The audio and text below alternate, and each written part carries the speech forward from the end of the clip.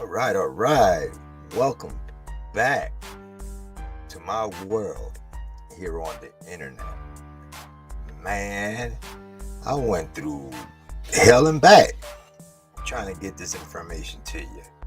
If you're not already a subscriber, help your boy out and subscribe to the channel. Hit that bell like that. You are notified whenever we go live or upload.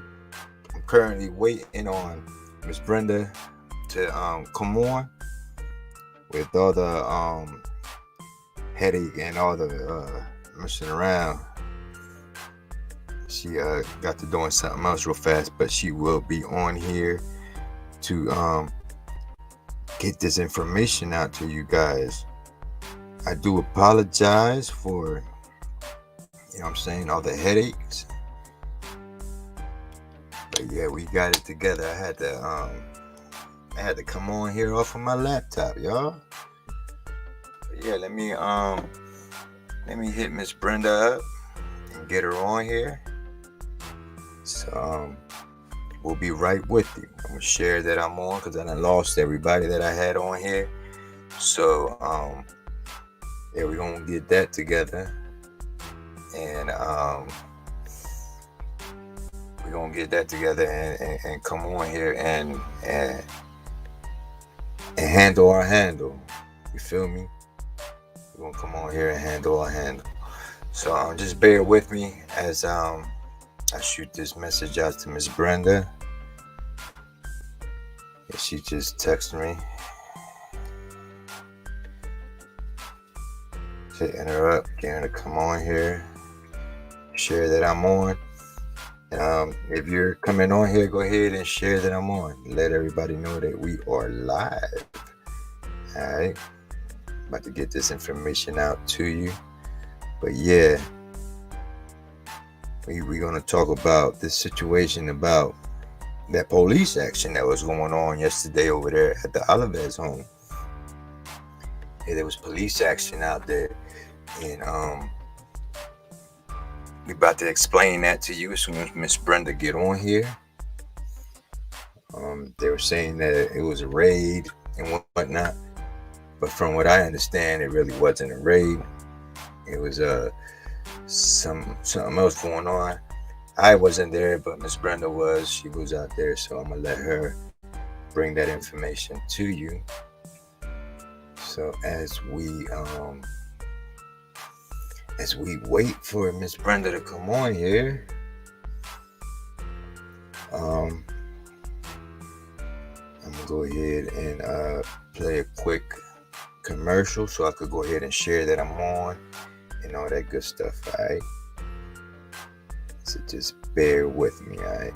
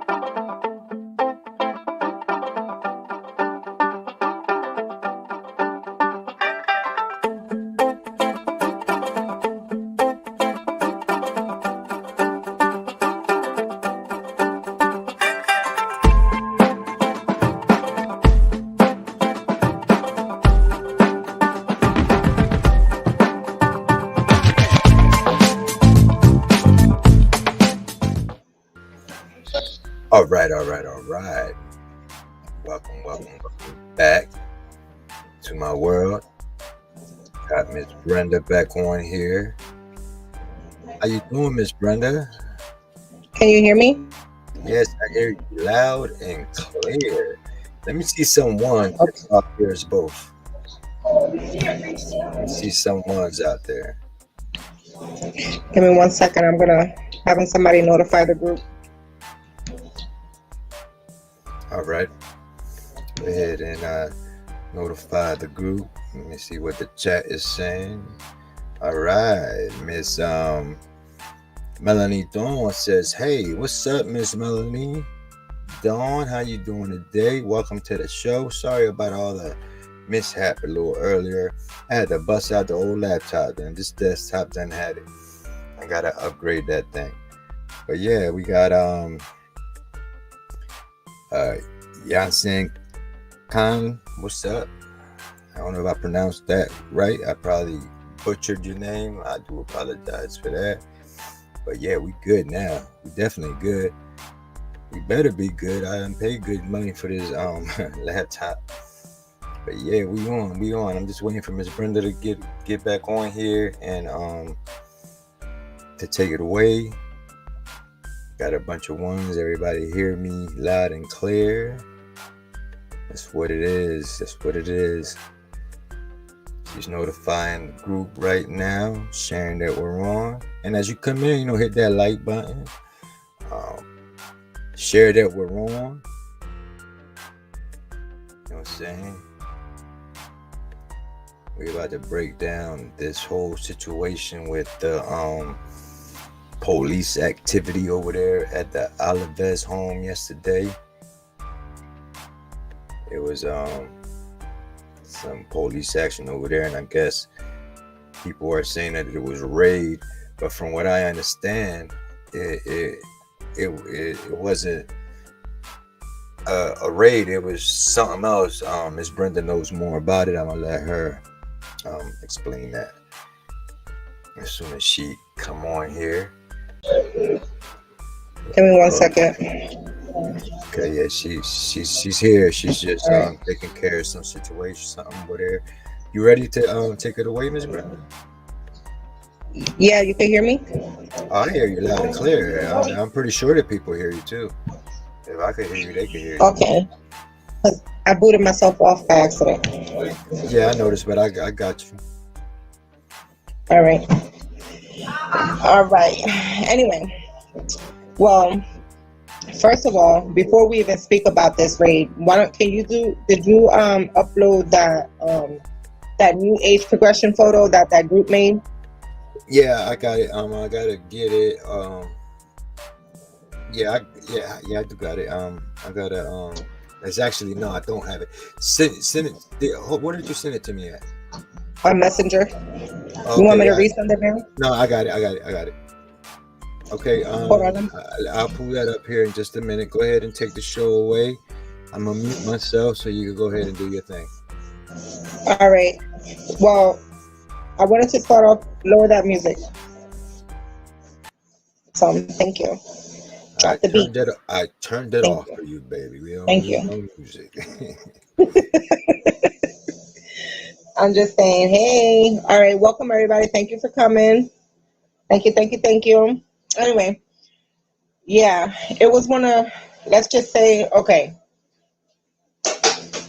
There was a lot of chain of events that was happening that day on Wednesday. So, in the beginning, not in the beginning, but in December sometime, I remember where I said that a new FBI agent was going to come in with his little fresh set of eyes, and he was going to take another look-see at this case, right?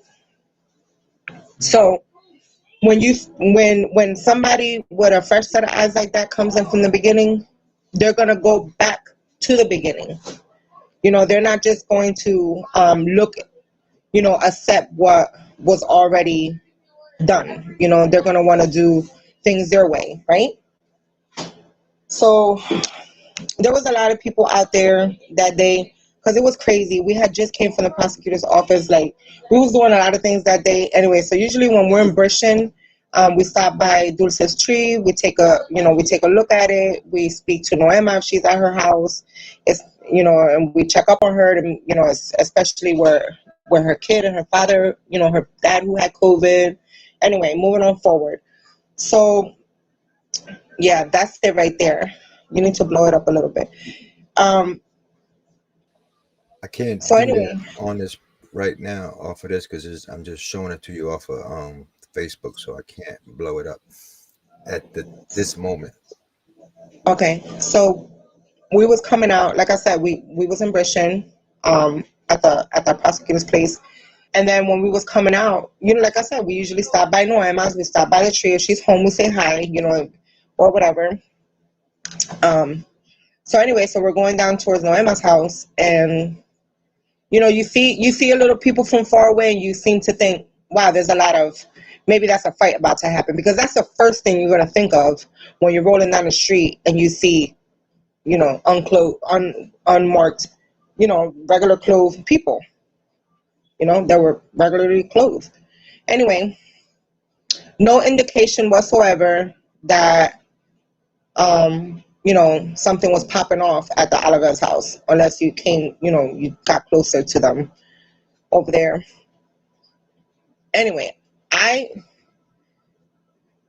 when you see a raid, it's like boom, boom, boom, guns. You know what I mean? You stay in your house, sit there, don't move, guns in your face, doors knocked down, nobody could leave the home, type of thing. That's kind of that's not what happened. Um, like I said, it must be that the new FBI agent is doing his job. If he's looking into it, he's going to look into it with his eyes, not our eyes, not nobody else's eyes. But anyway, I believe maybe the same steps are being performed. Um, and versa as a search warrant, to obtain anything. If they have to go back to the beginning, remember in the beginning they executed 55 search warrants. And I don't know if you guys recall, but like a few months ago, the chief did state that he feels that he should go back and talk to some people. He feels like, some people are lying to him. He said people. He didn't necessarily say this family. He just said people. And yes, we people would assume that, ooh, yay, Noema's getting arrested, the family's finally going down, woo, no. What we saw from the corner, from our perspective, when we were standing in that corner, she was able, this family was walking out of their homes. They walked in and out of the house a few times. They didn't even walk out in handcuffs. Everything looked normal. It looked like, one of the normalest things that you could see. So it could have been one of those types of things to where they're just starting again from the beginning, which that's completely normal. Now, do we know that it has to do with Dulce or anything like that? Nobody knows what that is. But like, nobody walked out of that place in handcuffs. No doors were knocked down. None of that stuff. It was simple. It didn't even, if you were looking at it from back there and you didn't know what was happening with that family, like in reference to like Dulce being missing and all of that stuff. If you didn't know that, you really didn't even know what was going on, because there was mad unmarked vehicles out there. It just looked like a normal crowd of people. And like I said, they weren't even ready to break no doors down or anything like that. They just was, like I said, doing their job. And it's normal. And with this new FBI agent, you're gonna see a whole lot of that stuff. But that does not make that family look any more guilty. It doesn't make them look guilty. Honestly, it does not. It just makes it look like the FBI is doing their job. You scare me. And if you hear a lot of whole background over here, it's because my boys, they're gamers, so they get a little into their Xbox. But anyway, just because that FBI agent went in there, or I mean, not the FBI agent, but just because there was detectives there or anything like that, that doesn't make them any more guilty than anything. It's procedure. So hold on. So you're telling me that, because you was there, right, when it went down. So In the you're corner. telling, I mean, I wasn't there from the beginning. I was at the prosecutor's office, and when we were leaving, we decided to drive by there, and then that's when we noticed that there was a lot of people just. We didn't really know it was Noema's house until we got closer to the corner store. We just thought it was a fight. so you didn't see no battering rams. You didn't see no doors being kicked in. No. I didn't see nobody thrown on the ground. What I did see was that Noema and her family was able to come, back and forth from their home to the vehicles, transporting the kids. They got their car seat. They went back to the car, and like I said, we don't know what it is. And nor am I. And then what we have to know, what we have to accept is that, yes, anybody can be in contact with Noema, like me, Anna. Anybody can be in contact. But just because you're in contact with this person doesn't mean that they're able to relate all types of information to you either. There's things that they have to keep quiet. They don't know what's Right. what. This is an open investigation. Investigation, right? So just because they don't tell you much doesn't mean that they're being secretive and that they know some stuff. Right now whatever. Right. So But no, you didn't see Naoma nor grandmom in handcuffs or no, nothing like that. no, absolutely not. Absolutely not. They literally walked out of their house a few times and they were able to get car seats. They were able to get the kids in the car. They were able to do what like I said, it didn't even look like it was police activity. When we rolled up, it looked like there was going to be a fight. Right, right. Now you are in contact with Naoma here, every now and then, right? Yes. Now, why? What I had asked you if she would like to come on and let us know what was going on over there yesterday, and you said something to me that her reasons why she at this time didn't want to come on the channel and say anything about anything. Would you like to let the people know what that reason was? What about trust? Right. Well, I mean, whatever the reason may be. I mean, we talk on a regular basis, right? And you got to think about it. That not all the time do you want to be repetitive. So and then doesn't even matter really what she says and what she does, she's still going to be shunned for it. So whether she's on here, whether she's not, whether she's in front of the newspaper, whether she's not, whether she's in front of the TV, whether she's not, whether she's crying, whether she's not, she's still going to be shunned. So it feels to them that there's no hope to even reach out to social media. For what? If they're going to be shut down the very first time they want to do something.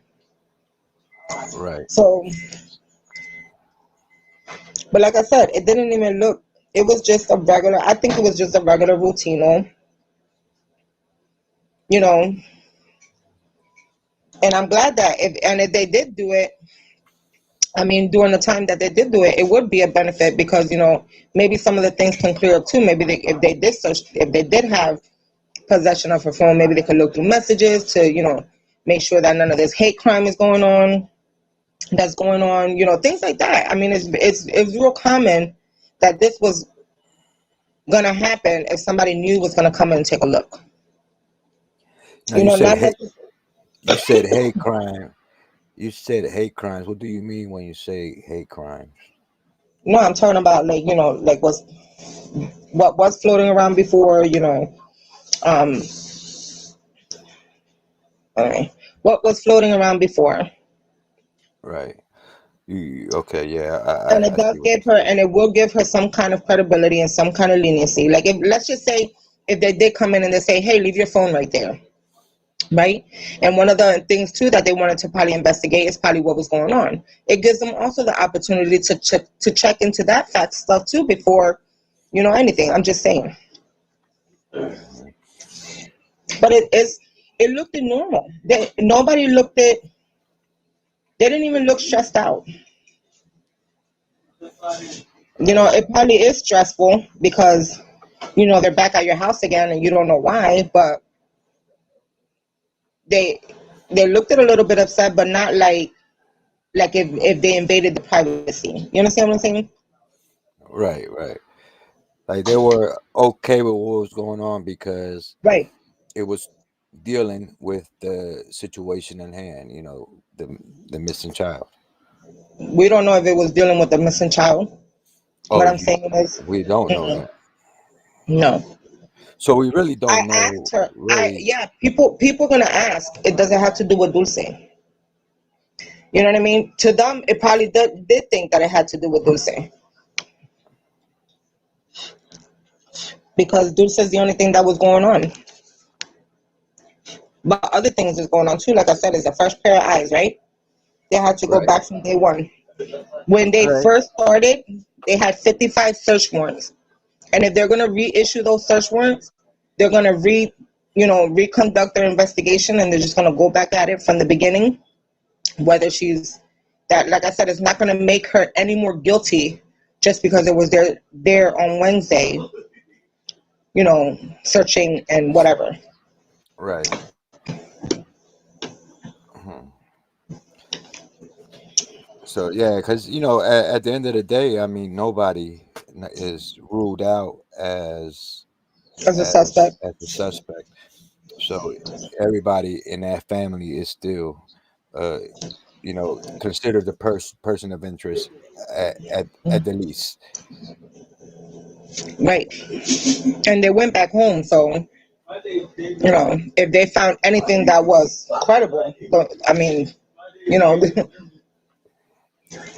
we would all want to think that she's guilty. So, like I said, police activity there, the way I seen it from the corner, didn't even look like if it was a serious situation.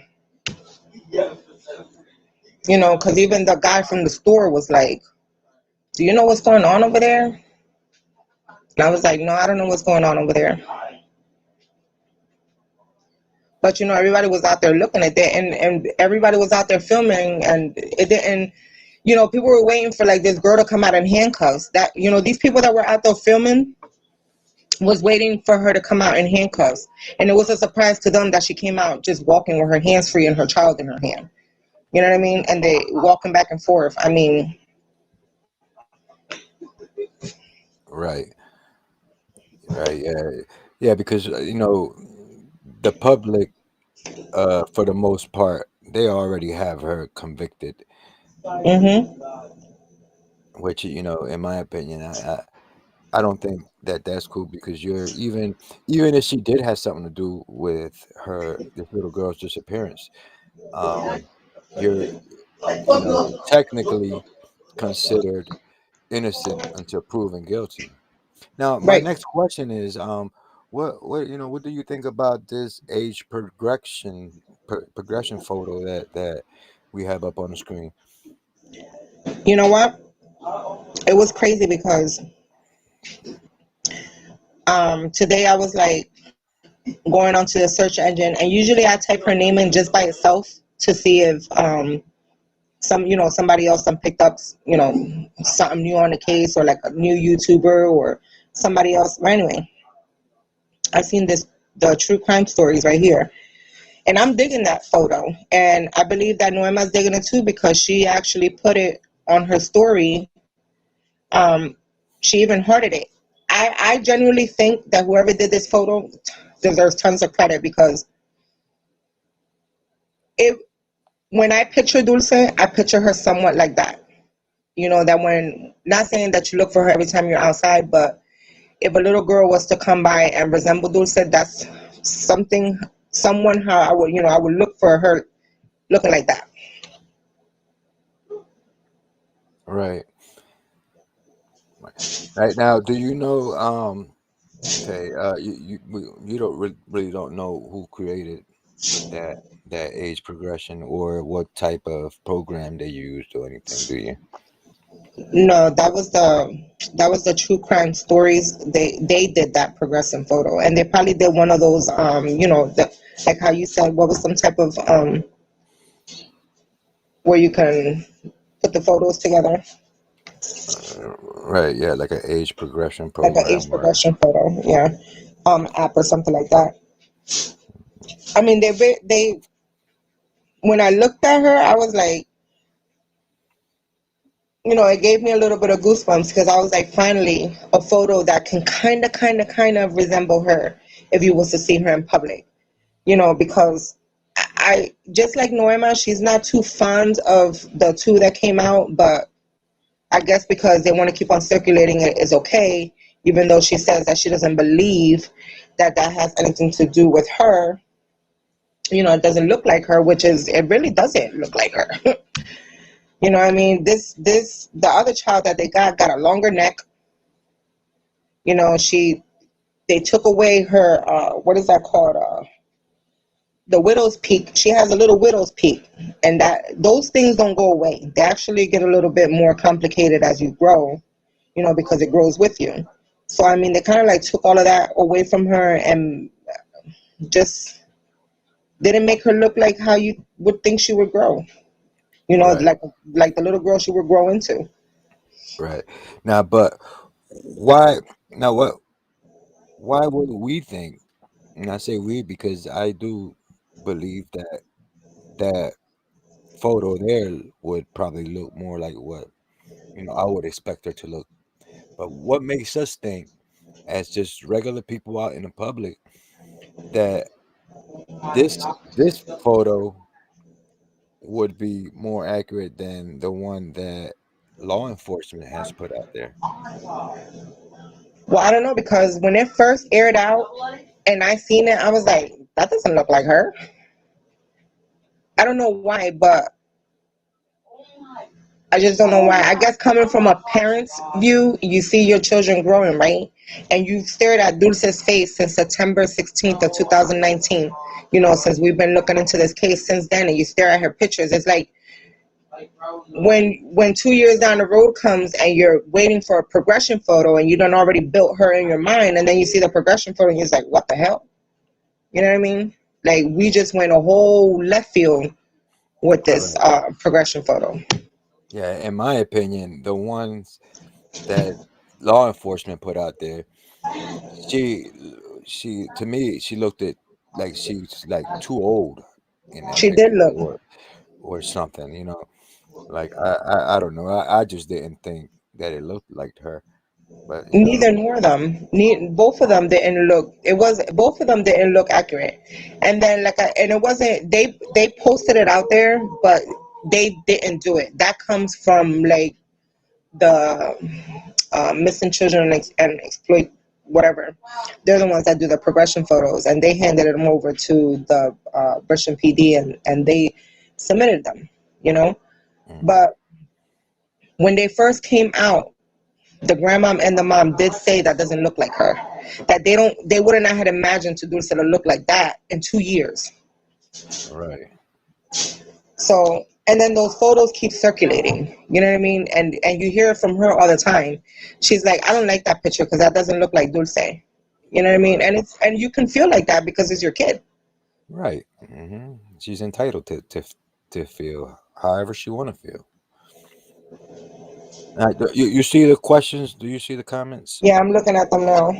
It said, I want to know how many times. Oh, I want to know how many times they were correct compared to being wrong. Did they take any items out of the home? We weren't in. We once we seen that Noema left in the car, we was gone. It was too cold, and unfortunately, I should have stood there a little bit longer. But like I said, if they did take out things out of the home that was incriminating, she wouldn't be out, because it's been two. It's going to be 3 years in September. 3 years in September 16th that Dulce has been missing. Yeah, and I think she was honest. She did reach out. She did say she reached out to the news station when they were talking to her about the age progression. She was honest with it. You know, um, she did say that she doesn't believe that is her daughter. That she didn't think of Dulce looking like that. You know, and then if us that we've been following the case for 2 years, we looked at that age progression photo and we were like, what? You know, I'd rather much circulate the photo when she was 5 years old versus the ones that are coming out now, because I just don't feel like if it was, you know, not, it doesn't have to be to the T, but there was a lot of things taken off, like the widow's peak, her nose, the chin structure, like when my cousin has one of those little long chins like that, and when she was younger, her chin was like that. And then as she got older, her chin got longer. Not like long as hell, but her chin did get a little bit longer, and it looks like Dulce would have had that kind of you know chin area kind of thing, and the eyebrows would have been. I don't. I just don't know. Like I said, I didn't. It didn't look like it would have been her. She didn't look. First of all, she didn't even look that dark skinned. But I do understand that after time, somebody can turn. Because I have one here for prime example. Um,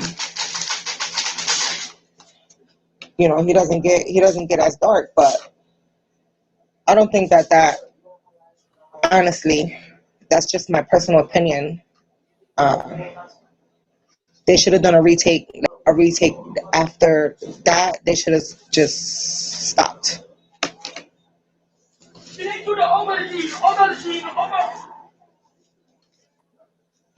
Maybe, but it's not her investigating. It could be someone else in the home. Right. That's what I'm saying. Exactly, Maggie. Exactly. It could be anybody. That's what I'm saying. Like, we don't know. You know what I mean? Like, and it's not her duty to like sit here and spill the tea, all the time on something. Because sometimes there's things that she can't even speak about herself. She says it. She's like, there's some things that I can't talk about because I'm not supposed to talk about it. And when she says it, doesn't mean she's not supposed to talk about it because she's guilty. It's because there's a lot of information you just can't relate to the next person. You know what I mean? She don't know who took her kid. When she want to tell the whole world everything, and then that's going to be more means for the kidnapper to get further and further and further and further away. You know what I mean? Or be actually hindering in the investigation if, whatever.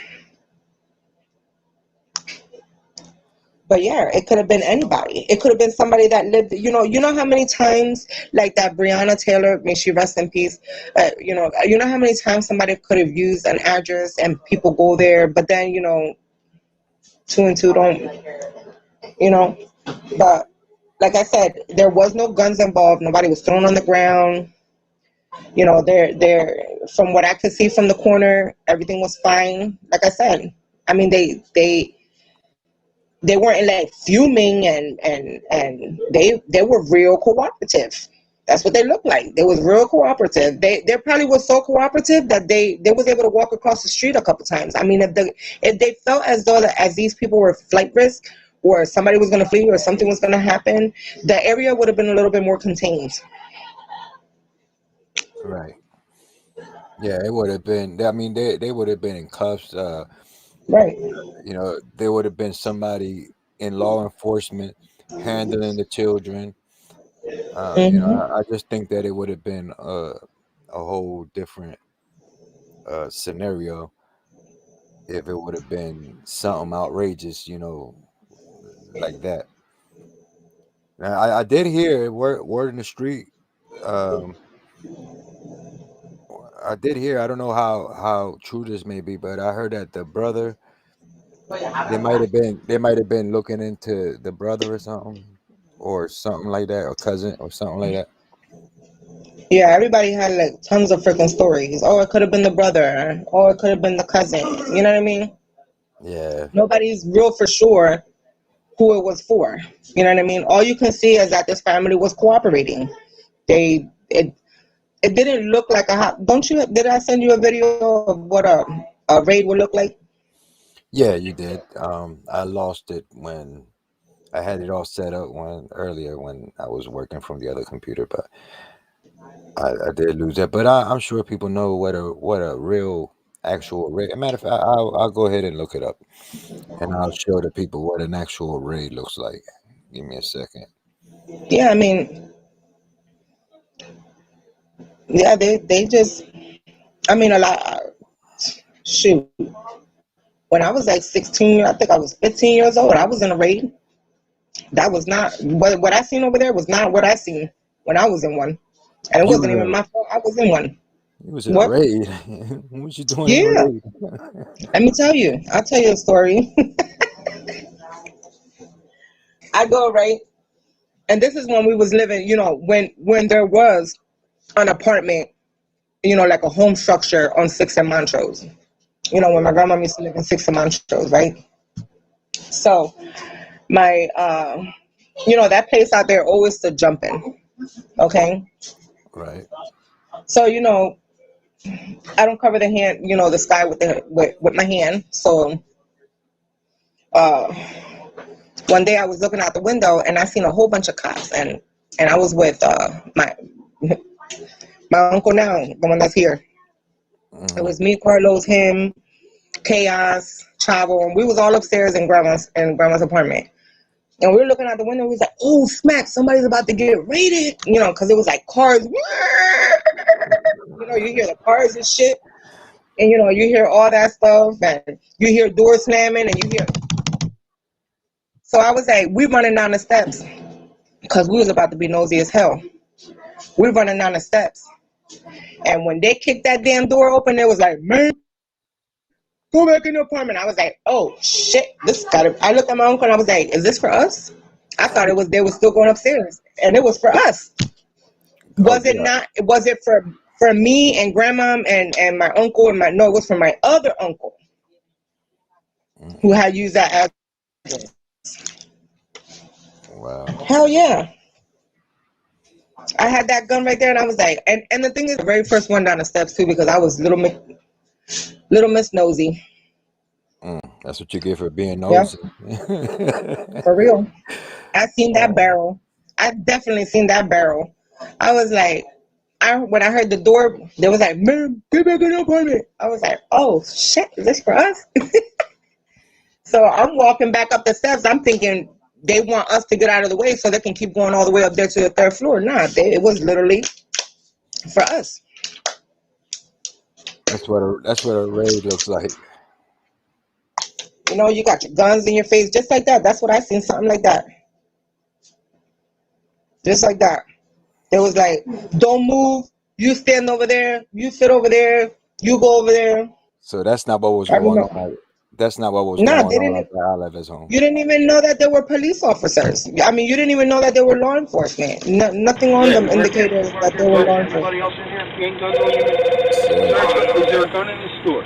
No. You're allowed to have one. I just want to know for my protection. I know how I'm looking. That's what a raid looks like. Yeah, they take you out because you're a criminal. A real criminal, right? A real criminal, in fact. It's a criminal. Yeah, but that's what that means right there. Oh boy, they're gonna talk about my rape situation, but I was 15. That ain't got nothing to do with me. Nothing at all. It had nothing to do with me. But anyway, that's what that looked like right there. That's a raid. Probably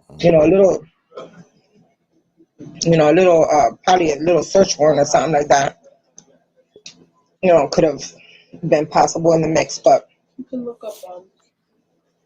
I know I seen it. Look up SWAT raids. Yeah. They probably look before they kick down the door. Okay, but we already had a video here. Thank you. Sorry, but who's that, Mr. Analytical? Yes.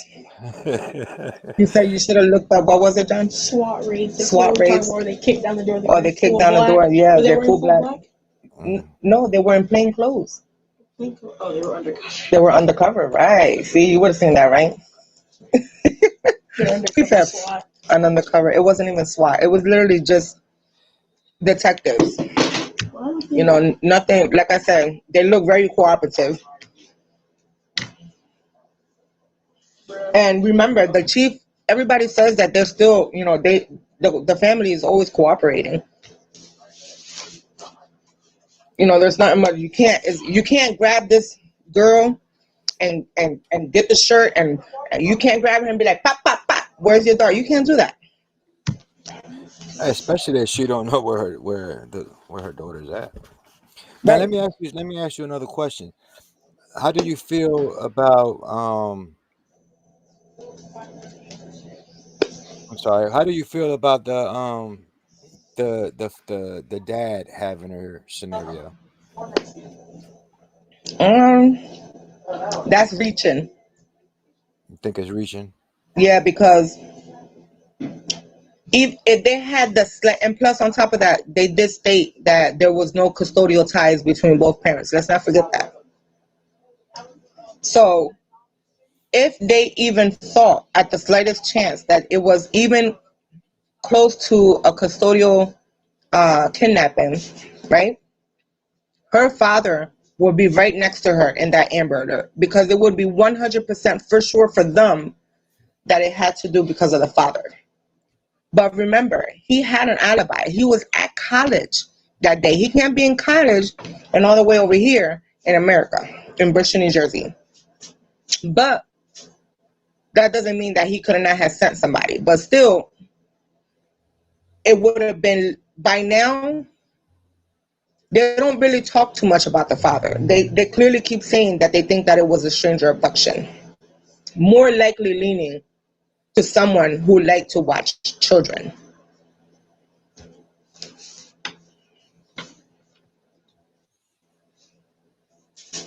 Right. You know, it doesn't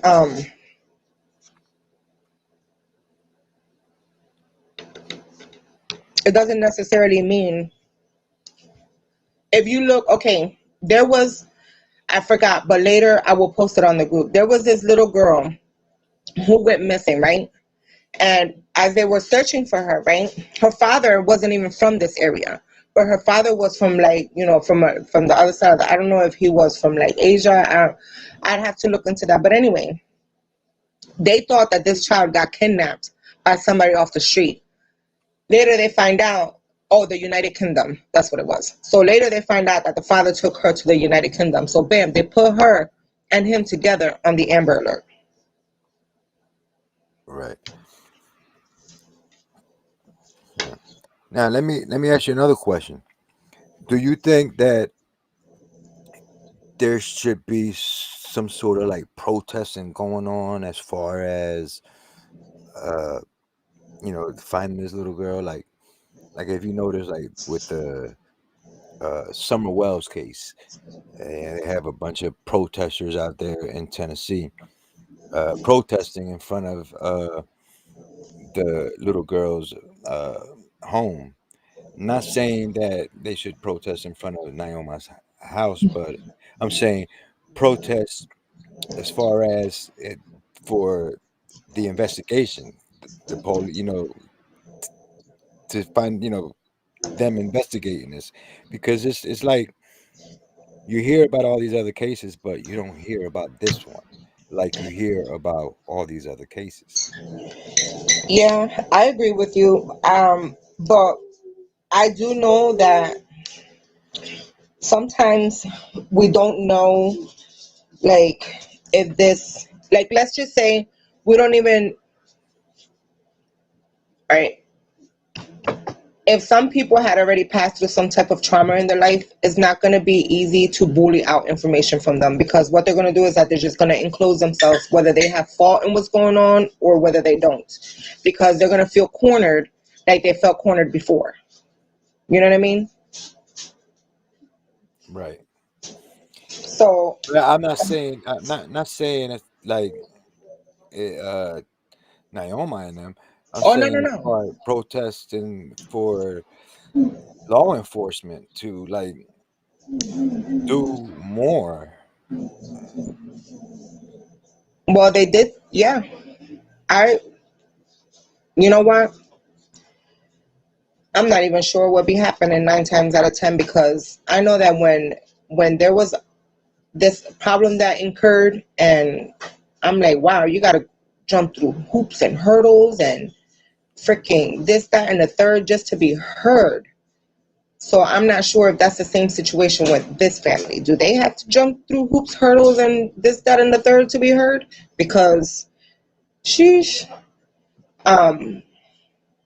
I just do know that, like, with their kind of background that they have, it's unfortunate that they could be a little bit biased to the situation and base that on. But like I said,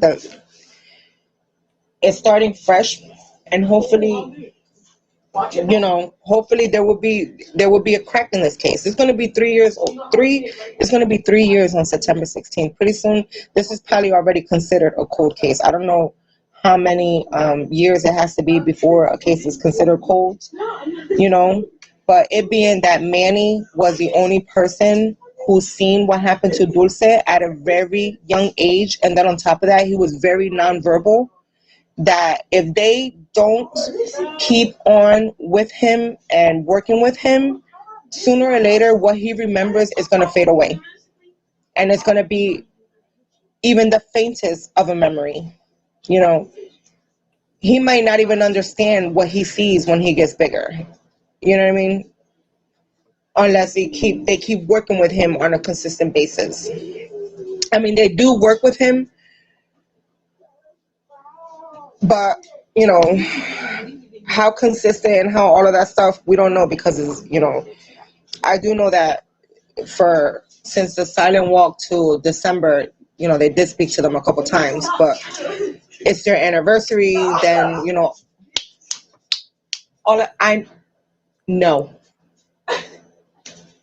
Hold on. All right. Move. I mean, Move right now. Hold on. yeah, I guess she's handling the children real quick. Give her a quick minute. She will be right back. Yeah, Miss Melanie Dawn, she says that she think Sorry. witnesses need to be showing photos of all sex offenders to start off with, and I agree with her on that. Yeah, and I agree, but you know what I found out? When I was in the park one day that's Anna. Can you open the door? One day when I was with Anna at the park, give me 1 second. Oh boy. Give her a minute, she'll be right back. Sorry about that, my good peoples of the internet. She's answering the door. I guess Miss Anna has arrived. Yeah, sorry. Because you know, they're good for a while, these children's, and then after a while they can only stay quiet for so long. Give it to the dog. Thank you. They're over here doing that cheese challenge on themselves, throwing that slice of cheese at Johan threw a slice of cheese at Malaysia while she was laying down, that sliced cheese challenge. And it's gonna get a little wicked in here, like they be saying. Anyway, but when me and Anna was at the park that one time when we was doing because you know, as we're trying to film for our little short documentary, right? We was there, and that day when we was filming, remember? Yep. That we seen what's that man that we seen over there? Park that we thought. I guess it was parole officer. But what was he? The sex parole officer? Yeah. Sex crime. What was it? He was a parole officer for people who are on Megan's Law. Right. And we asked him tons of questions. Now, he said that there's the tier 1 or something like that? Mm-hmm. Like the lowest tier, you don't even... Tier 3. Tier 3, right? Yeah. You don't really hear about them because those are the kinds that are swept under the rug. They don't really come out, you know, because it was like, they did it and then they did it. They're at the lowest risk. The lowest risk, right. So you don't even know about them. Those are the kind of people you don't even see on the NJSP website either. So you don't really know about them. You know what I mean? And then that could have been, you know, that person could have seen Dulce and became a 2-time offender, you know? But he was educating us really good because we asked him tons of questions because there's tons of stuff that we don't even barely understand. But I do know that we kept asking him questions. Like he did state that when she was kidnapped, that they did go and they checked every sex offender in the area. In Bristol. He did say that. In Cumberland County? Right, or something like that, he did say. County. And then he said, and they didn't have really too much of an updated list because unfortunately, like he said, it was something that was real popular in 2019, I guess. People wanted to have roaming hands. So the file did get a little larger that, you know, it wasn't really updated quickly. So, but they did obtain the updated list and then they did go follow up with those that were updated onto the list. So they've been working on it. Go over there. I'm not going to tell you again. Right, so they've been working on it. Yes. They've been working on it. So we asked him a bunch of questions, and he was there, and it was weird because when we went up to him, we was like, "So why are you here?"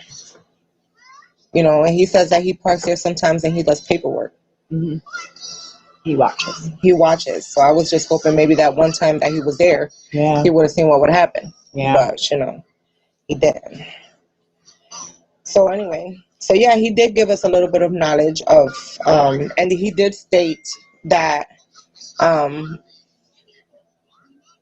that he doesn't believe that she's deceased, right, or something like that. And then when she returns, she'll probably be able to write a book. I didn't like when he talked about the write a book because it seems to be that's what everybody's thing is. Oh, somebody's missing. Don't worry about it. They're gonna make good money. They're gonna come back. They're gonna write a book. Like, you want to go missing just to write a freaking book?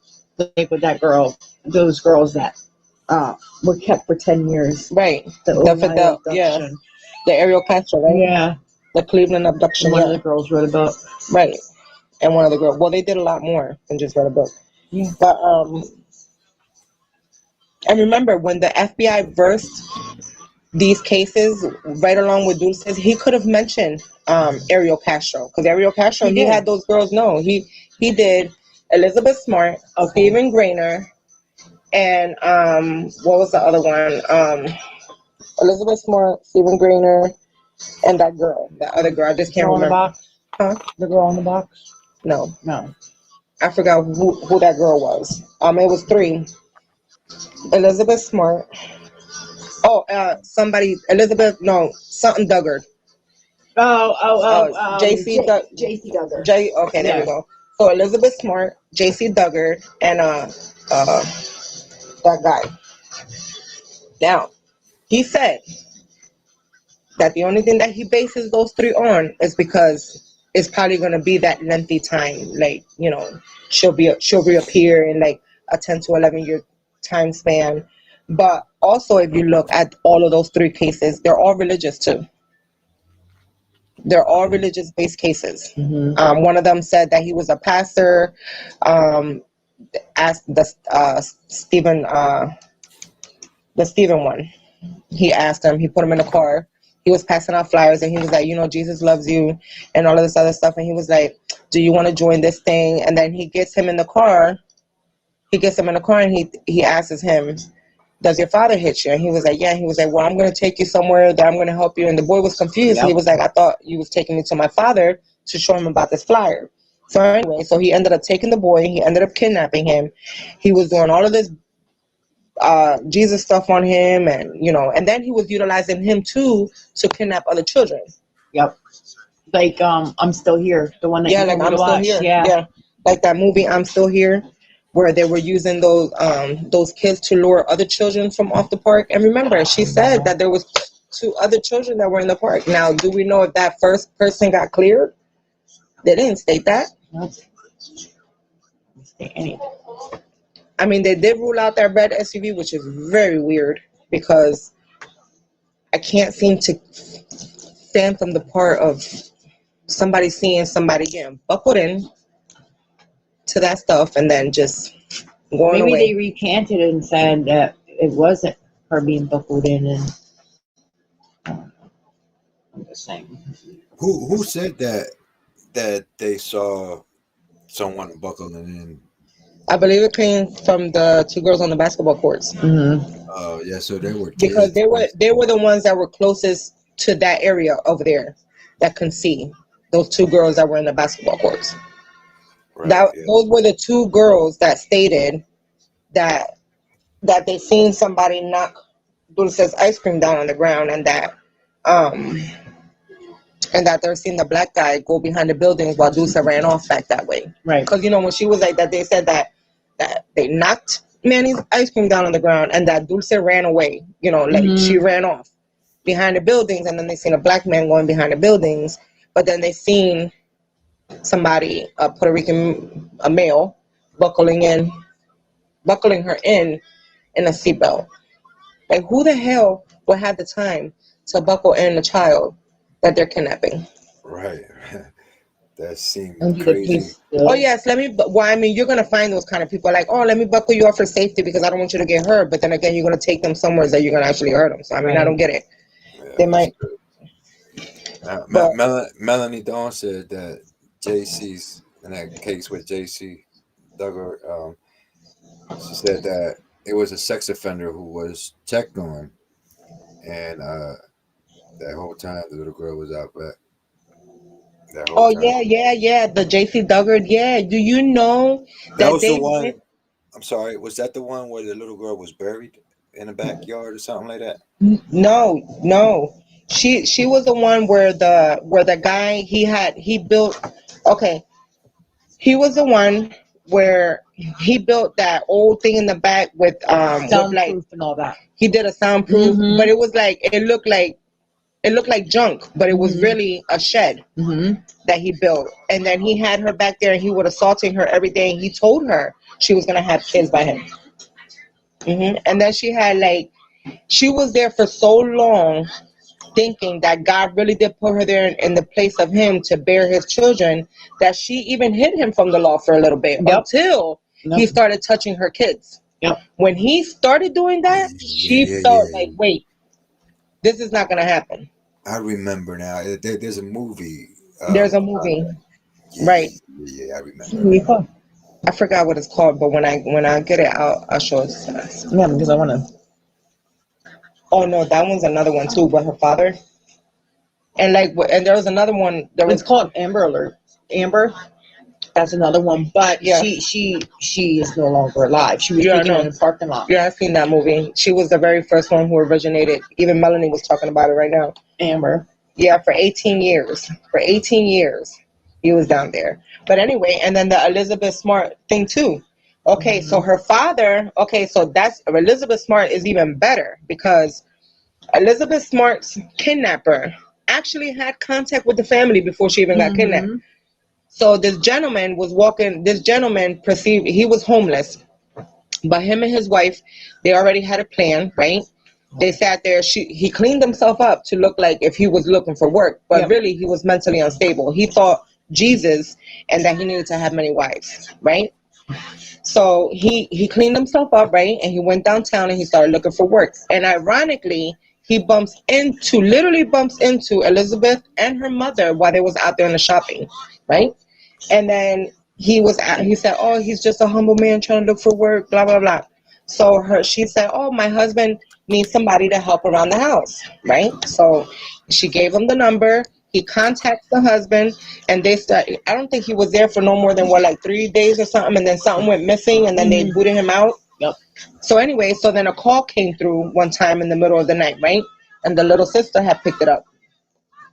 And anyway, so he already knew how to get into the house. First of all, he encountered a relationship with them when he bumped into them. So he already knew what he was doing. He knew that he was going to shave himself down, change his appearance. He knew he was going to go downtown and obtain a job doing something at somebody's house that had children that he was going to want to wife them later. So he was obsessed with Elizabeth. And the sad thing is that Elizabeth can hear these people calling her name, but they couldn't see her. That is the weirdest thing. Like, she was more elevated higher up into that mountain than where the people were. And they didn't even go further up. She was hoping that they went further up to see her up there somewhere on top of that mountain. But yeah, he said, with that movie, he said he was his daughter. And then that other movie with the father. The father said that his daughter ran off with her boyfriend, remember, something like that. And then he had her locked in the basement. He built all the way in the back of the basement. The girl in the basement. The girl in the basement. That whole time, she bore those kids from him. The whole time, she bore all those kids from him in his basement. And her mom didn't even know that she was down there. Nope. That's so messed up. Yeah, and then when the last baby got sick, that it was the baby was getting sick, She begged him to go. She begged him to let her go to the hospital. Mm-hmm. Oh, but that's not just like dropping off the little boy at the steps, remember? Mm-hmm. Talking about leaving a note, talking about this is your grandson, blah, blah, blah. And then you raised him like your grandson, but you knew that that was your freaking son. Yeah. Talking about, you see, Son of a gun. yeah, you see, she left the baby here. Anyway. So those are, and then let's not forget what happened in Brushon back in February 2019 when Akira Griner. Yep. Okay, where she said that she was walking downtown and she got knocked out and somebody done took her baby, and the whole time she done smacked that baby up because he didn't want to eat. Then she dismembered him and then charred him, stuffed him in a freaking Michael Kors bag, stuffed him underneath the freaking thing in her house. So I can understand why Brushon police is a little bit up, like that with this Dulce case. Really looking closely because this girl had them thinking that really happened, but I don't feel them vibes from like I said, that day when we was there standing in the corner, they didn't look like anything was hostile. It just looked normal. If you didn't know that girl done lost her child, you wouldn't even know what was popping off over there unless, you was Nosy McFosey or something like that. Yeah. There was this guy. But wasn't you being nosy, Miss Posey? When really, I was not. We was gonna go say hi to her, and when I was like, "Oh, smack!" There was about to be a fight, and Anna was like, "No, that's Norema's house. I think those are detectives." So we're like, "Shoot!" We was more concerned for Noema. I was worried. I was very worried about her. Because, we didn't know what the heck was going on in there. Mm-hmm. But anyway. And then when we seen how she was walking all, just in and out, in and out, in and out, whatever. But anyway, those are the 3 cases that the FBI, puts together with Dulce. So there's so many cases out there. Remember, when they base cases with one case, it's because maybe something has kind of like the same MO or maybe the same similarities or, something like that. Because they just can't pull,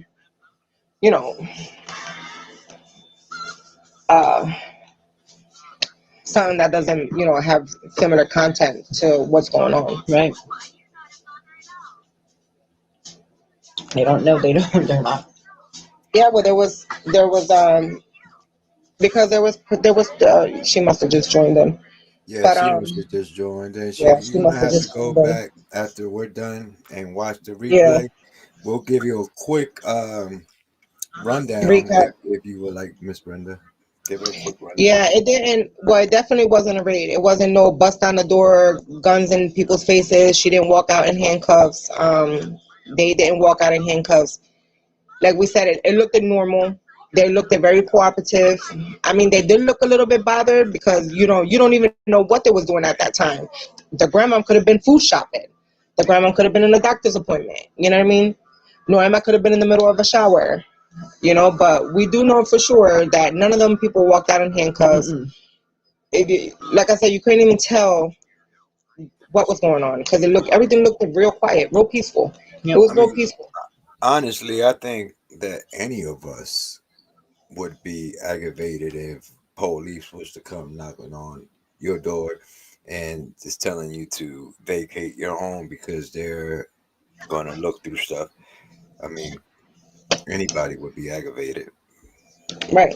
I mean, just because they're police and it doesn't mean that at that moment you was feeling them coming there. I mean, that's normal. But she wasn't, that's just because you're taking out of the comfort of your own home. You know what I mean? And they just hope, what they do hope that it was for good intentions. Right. I mean, I hope so too. I mean, I hope that it was, something to give us some sort of a closure to this situation. I mean, good God, it's been, 3 years now? It's going to be 3 years. Yeah, it's going to be 3 years. But It's 2 years and 4 months. Yeah, it'll be 3 years on September 16th. So January 16th, 2 years. But she is planning Dulce's birthday already. Mhm. So she's already talking to us about Dulce's birthday. Yes. So that's gonna come up in April 25th. She's gonna be out there celebrating Dulce's birthday. Yep. Like I said, we understand that the tree was there for them to be there all the time. But who wants to all the time look at a tree? Like, Yeah. you want to look at a real person. There's so much that you can do when going back there all the time. That, you know what I mean? There's just so much that you can do. And like I said, if we ran into a bunch of problems when we was trying to get our stuff, if we ran into a bunch of problems when we were trying to get ourselves straightened out, I could only imagine the other stuff. You know what I mean? Yeah, right. I know, that's what I'm saying. Like, shoot, I told y'all about when I was like 15 years old. I'm going out there to be nosy McFosey. And shoot, I went out there happy as hell to see somebody else get thrown down on the ground. And then when I realized it was me, you know what? I was unhappy because I was like, what the hell are you talking about?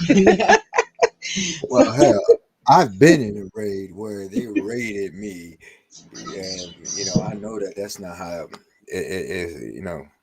When they come in a raid, they throwing you on the ground and they cuffing you up. They using battering rams and all that good stuff. Yeah. And you guys say that's not what you saw when you was out there. So evidently, it must have not been a raid. Yeah. Yeah. I mean, like I said, we was all concerned for her, and it could have been that, not a lot of people. Like I said, it didn't really look. And if they did find, if anything was incriminating, that girl wouldn't even be back home. She wouldn't be back home. She's got custody of those little kids. Like, the only child that she does not have custody of is Dulce. Because when we was there, me and Anna was there helping her fill out these apartment applications. And she was like, I told her to put Dulce, right? Mm-hmm. And what did she say? She said she can't because she only has custody of her little ones. She doesn't have. She has custody of Manny, Hope, and Estrella, not of Dulce.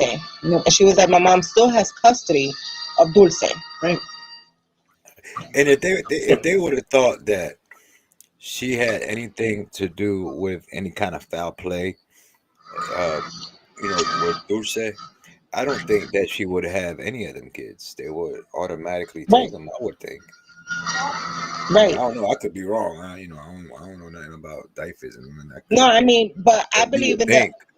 Yeah, I believe in the beginning there probably was an open diapers case. You know what I mean? Of course, it was neglect. Either way you think about it, I'm not sure if this happens in many other cases, but if there was a charge for neglect, you know what I mean? Then it was posted. It was something that she would have to eat because it was a neglectful move. And like she says that she will regret that for the rest of her life. So, and yeah, and but she got custody of those kids. Yes, and she says it all the time. She don't leave those kids. You know how many times we went to go pick her up to go do something, and them two girls come right with her. Yep. Manny be in school, but them two girls be right with her. I have to be back before 3:00 because I have to get Manny from school. Yep. Right, she'd be on point. I believe that she learned her lesson with what happened with Dulce. Right, and you could tell.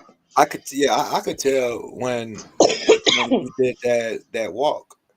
I mean, like how much she was on point. You know what I mean? Like she was like keeping an eye where the little kid, the one that was walking. Yeah, Manny. Yeah, she kept looking for him and watching him with the corner of her eye.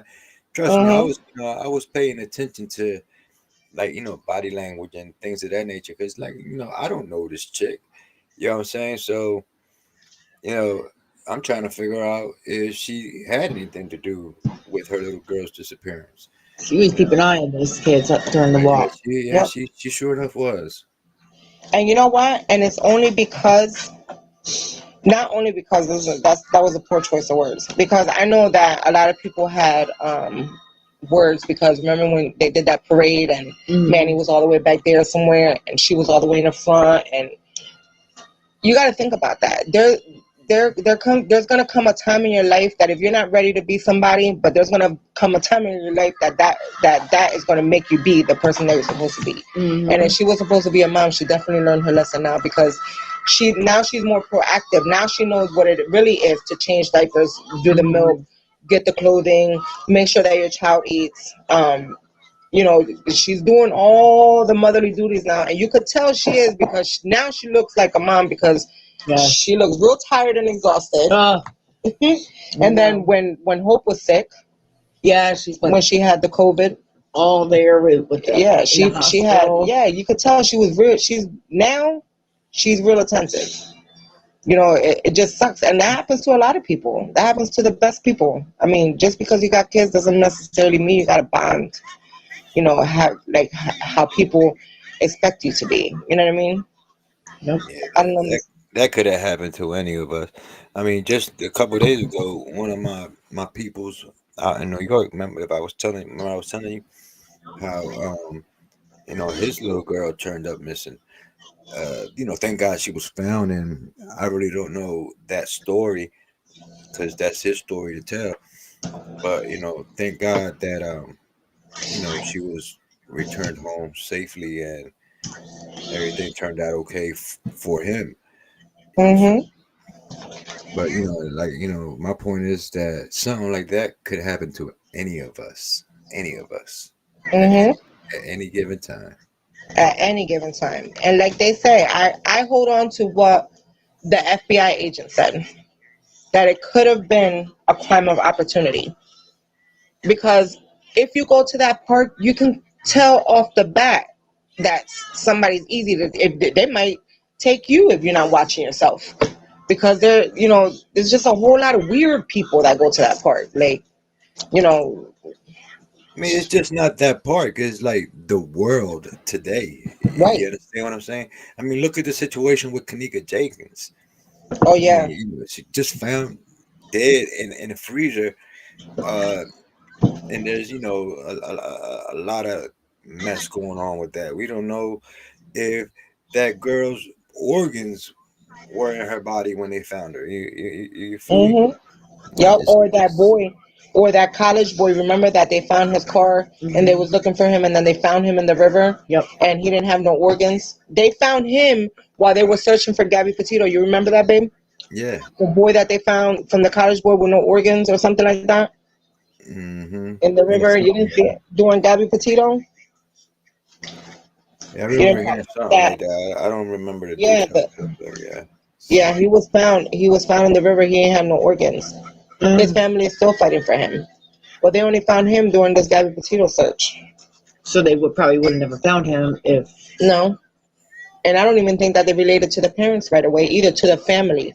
They related that to the family. They found him, let's just say it was Monday, but they didn't relate it to the family till like the end of the week sometime that they found him, you know? But yeah, it can happen to anyone. And like I keep saying it, in Virginia, there was a few, when I first moved out to Virginia, there was a few parks out there in Virginia that you were in, not in Roanoke, but if you go down to Salem, Virginia, there was like, there was a park near this duck park that they didn't allow you to smoke cigarettes. It clearly got all these dang on signs that says no smoking cigarettes in the park.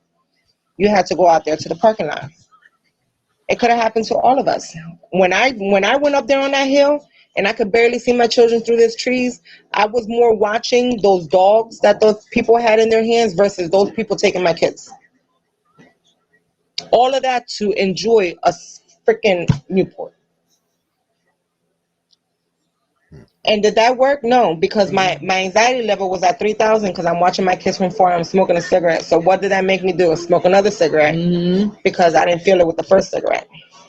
Whatever was the outcome to the situation with the little girl that was missing out in Roanoke over there by like a couple blocks over there from where we used to live at. Talking about Ariana Day. Yeah, what was the final outcome to that case? I don't. That outcome is weird because they let them parents go. They let them parents go even though they look as guilty as sin. I don't. Those when I remember that day, I sit there and I'm going to work. I had to be at work at 5:30 in the morning, so I usually left about 5:10, and my brother was taking me to work. So when we make that right there, that right onto Hanover, made that right onto Hanover, and I see like these big lights and stuff, and I'm like, what the hell is going on over here? And I was like, oh, maybe somebody got raided, Right. because it's the hood. Right. So, but no. She was a freaking 3-month-old baby. Then when I came home and I realized that it was a 3-month-old baby that went missing from the freaking house, I was like, nah, I ain't buying that. That baby did not get up and walk up out that crib like that. Mm-mm.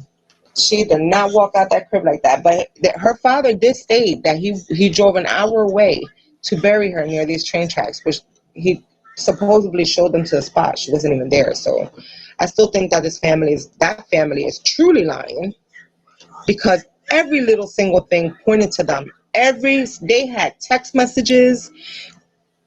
Look, the mom they have a little dispute with the father, blah, blah, blah. She goes into the kitchen and she doesn't realize her daughter's missing till an hour later.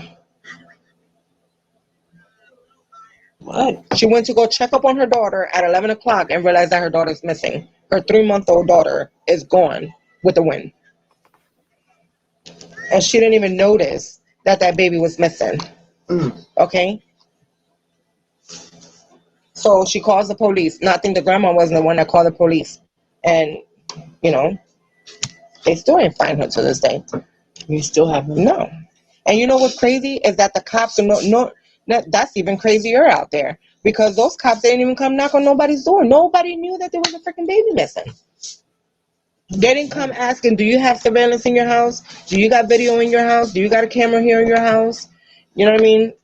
Wow. Nobody came knocking on the door and saying, did anybody see any suspicious cars out here between the hours of 10 to 11 at night? I mean, you didn't hear anything of that. Like I said, you didn't even, I thought somebody, no, actually, you know what? I thought somebody got killed because, with all those lights and everything like that, that's what I thought. But it ended up, like I said, it ended up being that little girl that was missing, but nobody really knocked on the door. 3 weeks later, I got a flyer with that little girl's name and picture on it, because the community was walking around, knocking on people's doors, giving them flyers. The community. And it was a community. It wasn't even the parents. I mean, at all. Like literally, like at all. Like at all. At all. I think that was a true shit show right there. But anyway, her name is Ariana Day, and she went missing from Roanoke, Virginia. And like I said, nobody came. The baby. Remember that baby from down the street from us? Yeah, I was like, Lord have mercy. Whew. Like, whose baby just walks up and goes like that? And their stories don't even match either. Yes, and they feel. And it's almost. I just don't understand how here lately all these kids are just vanishing the way they are. I mean, it's got to be something deeper than what we know. You feel me? Yep. And let me tell you, when I've been looking, the other day, Johan was on the computer. I think it was Tuesday. No, Tuesday, Johan was on the computer. And he said, Mom, come over here. I'm going to show you all the missing kids in New Jersey. So, you know how he gets. So he gets on the page and he shows me everything. Right? And he starts noticing that there was a lot of children that went missing from 2019. Right. Tons of children. More children went missing in 2019 than any other year. And the thing is that if you looked at it, it was January, February, March, April, May, and it's like not only one kid, but 2 kids, but 3 kids, but 4 kids within a month. In 2019, when I counted, they had more children. Oh, wait, in 1977, there was about 3 kids that went missing, and I think 2 of them were siblings, and the other one was just a random person. But 1977 and 2019 were 2019 had hella people that went missing. I think I counted about enough for the state of New Jersey in 2019. And then in 2019 we get hit with the pandemic. So I mean, I'm not very quite sure. So I don't know. But with that little girl too, you really don't hear about Ariana Day because nobody really wants to talk about her, like at all. That's really a voice that's been silent for a long time since she really disappeared. Like nobody really knows about her. You go onto the Facebook, yeah, they got like a little group or so, but really like people going out there doing searches for her, going out there and keep spreading flyers and let me tell you, you really don't even see that little girl's pictures in the gas station. You don't see it in the sheets. You don't see it in the little corner stores down there. You don't see her picture nowhere as a missing child. But you know she's missing because she's still missing. Right. That's a shame. Mm-hmm. That's a shame. But, all right. It is crazy. Well, I'm going to get up off this now.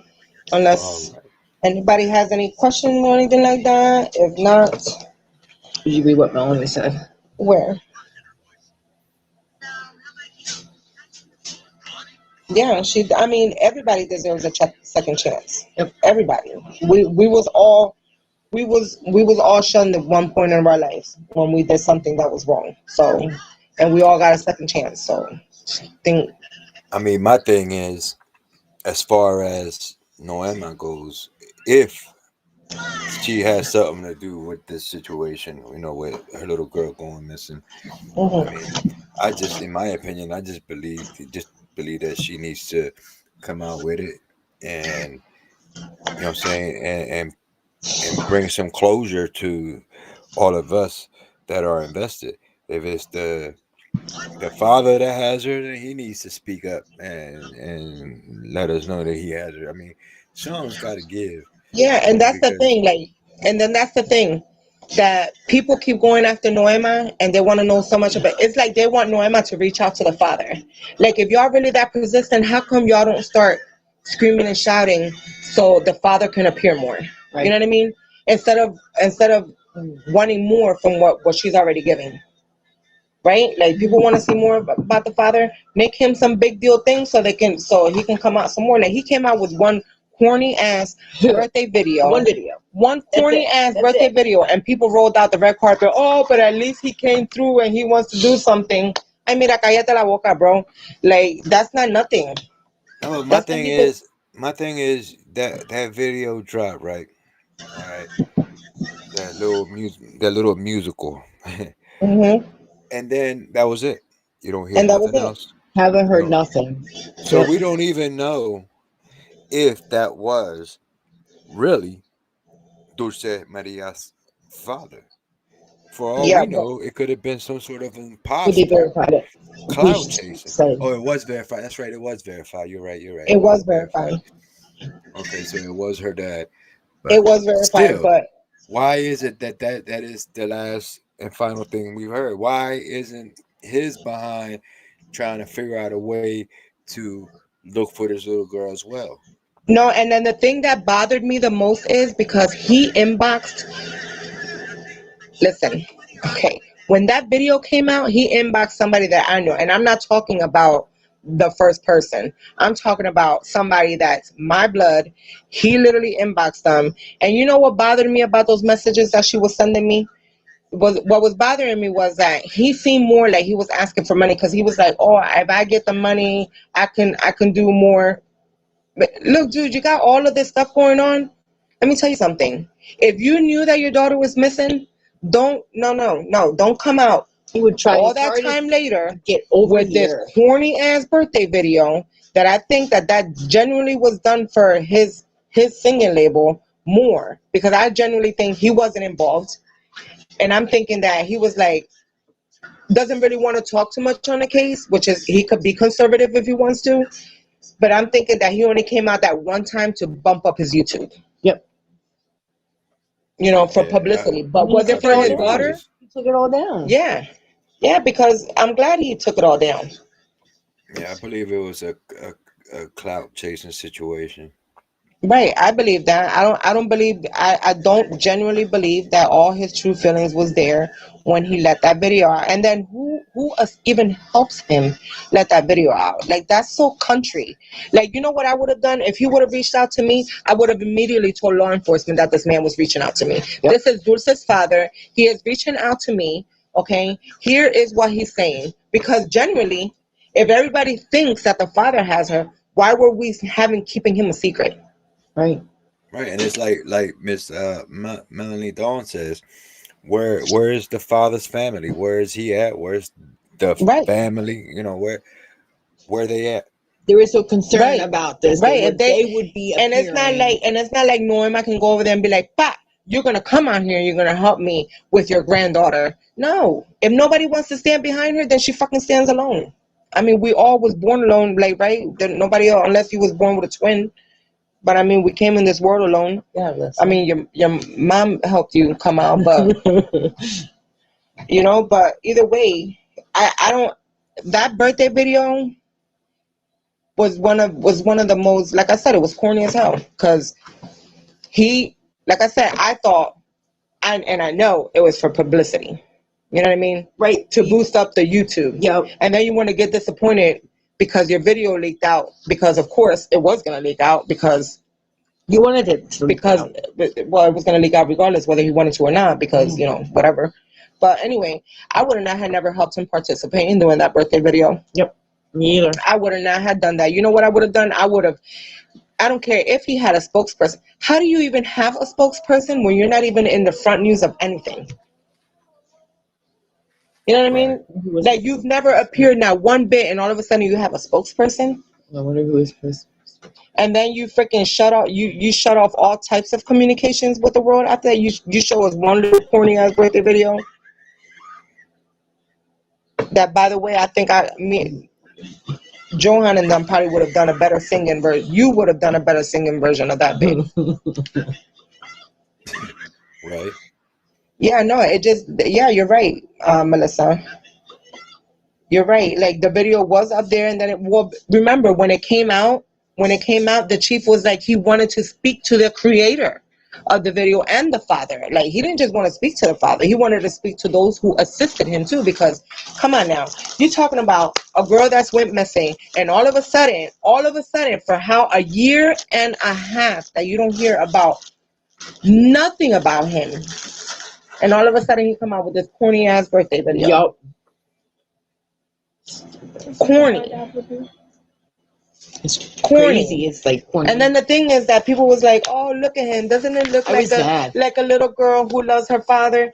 Yeah, Yeah, she I might was- love his father. Yeah, of course. You can love your father. You don't have to see him 24/7 a day. You can love him when you see him. You can see him once a year. You can still love him. People saying that, Right? That was her. Like, she was with him. Right. And then they looked into that too. They looked into that. There was no finding to that. So, and what did the chief say? That he would like to open the communication lines with her father because he personally didn't speak to Dulce's father. It was the FBI. Right. So they personally didn't speak to them. So that's what I'm saying. Like, you got something like that nobody in this world, okay, heard of this man, and then you got something like that, and then you don't even, like, you know, tell the law that Dulce's father is communicating with you. Yep. And it's seeming suspiciously, you know, a little bit to the sideways. Yeah, no. And it looked more like he was begging for money. That's what it sounded like. He sounded more like he was begging for money. Because all he kept saying was, "Oh, if I get money, I can go over there, but I don't have no money. I want to do things for my daughter, but I can't." Jude, let me tell you something. You got that YouTube right there, that YouTube channel. That means that you can get on social media. He had a Facebook account. Why didn't you take a picture of your daughter and tag your daughter? So when people look up Dulce Maria Alavez, your name is tagged on there. Right. He didn't do that. Unless he's illiterate to YouTube. He's not illiterate to YouTube because obviously he's got a music channel there. Yeah. I mean, shoot, I'm not buying that. But either way, that's, you know, Well, yeah. I mean, he was in Mexico, and He then he knew got on enough top to of that. He got upload. He knew enough to upload his little music video. So he you can't got be it. too Oh yeah. illiterate. No, that's what I'm saying. Well, he did get deported back in this. What was it? December of 2019. He got deported back in December of 2018. I'm sorry, not 2019. I take that back.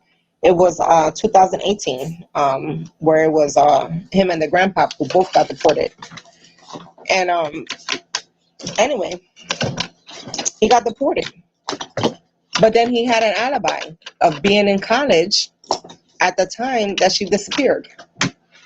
So, I mean, you know what? Let me say something. Like, sometimes some people might feel like me. I would probably feel like I don't have to really talk to my kid's father. If something was to happen to my kids, I don't feel like I would ever have to talk to him. I mean, if the police want to talk to him, that's fine. But personally, I don't feel like I would ever want to talk to him in any kind of situation that something that happens to my kid. Because even if they needed a kidney, I know I can't even go for that over there. But my whole thing is that I wouldn't even make him, a priority, because I wouldn't even want to speak about him. Yeah, like there would be people would be impressed. They'd be like, "Oh, you don't come? No, I don't communicate with him."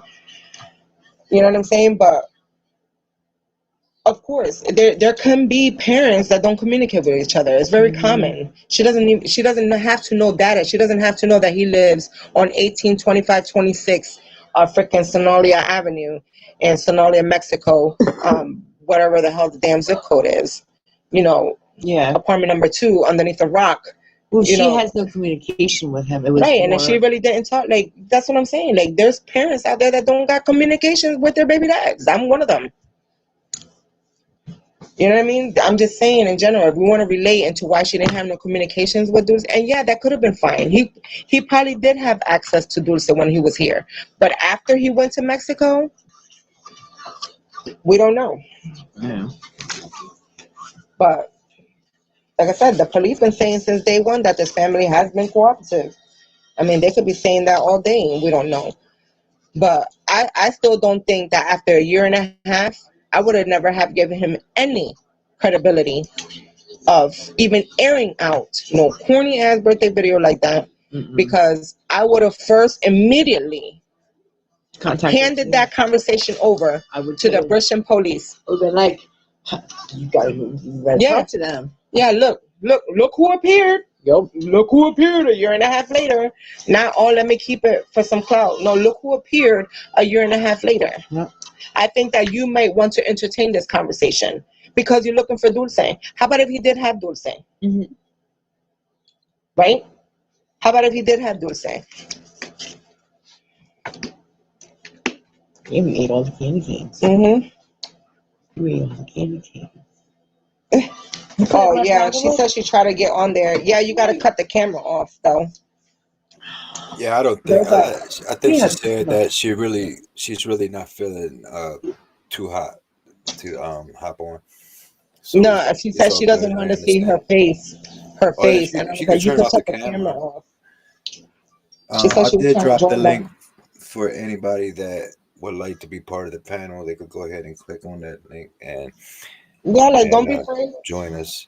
Yeah, don't be afraid, man. Chime in. Yeah, like don't be afraid to jump in, like, but I still, like I said, I still go back onto that. I don't think that was a very good move. I think that was another distraction to this case. Yeah, I think so too. All because there's been so many distractions that you don't even know what the hell is what the hell. Like I said, it's the birthday video and the Ohio letters. Those are the two, because everybody still talks about the birthday videos just as much as they talk about those. Because let me tell you, those Ohio letters were not going to end up in Ohio with a kite. Right. Okay? My father-in-law could not have built a kite and sent that shit out there to Ohio because he builds little kites out of paper. He would not have been able to send that kite out there to Ohio. Could have said by birds. You know what? The Pelicans. The Pelicans send those letters out there to Ohio. I think that them Ohio letters are them cryptid letters. That's why I like to call them the cryptid letters. They are cryptic letters. in my opinion, I think that was just a distraction. Mm-hmm. Don't know where they could have came from, but yeah, it's to me that was just something to throw the whole investigation into a loop. Into a loop. You're right, because if you look into those letters and if you look at those words and you Google those words, like if you Google whatever was saying on there, I mean, that impression wasn't meter, even words. I mean, it was yeah, they just a weren't bunch of words. goo goo gaga. Well, some of them were legible. Like you was able to read some of them. Like I was able to at least read off of all those Ohio letters. I would say about 82 words. I think I printed them out. I was it, and I wrote them out too. I think I did a live one time, and I started talking about them. Mhm. If I had my notebook down here, I would have pulled it up, but I think my notebook is upstairs. My binder must be upstairs in my room. Yeah, I I didn't think bring I it down printed this them out, time. but I never looked at them. Yeah, no, because on there, remember when I was looking at them and I wrote them out, and the only reason why I say it like that is because when I was younger, I don't know who taught my grandma how to write, but her writing wasn't as great. It was Yeah, I used to call it I chicken do scratch. agree with Miss Melissa Guerrero. She said that it was that whoever wrote them letters knew some history, and I agree with that because they Right. were phrasing different Yep, historical events. that happened in Um, Britain, right, like and 1977, all that shit, all that stuff. yeah, You could take the book I ahead. just still think that it was just a big distraction. Them them cryptid letters.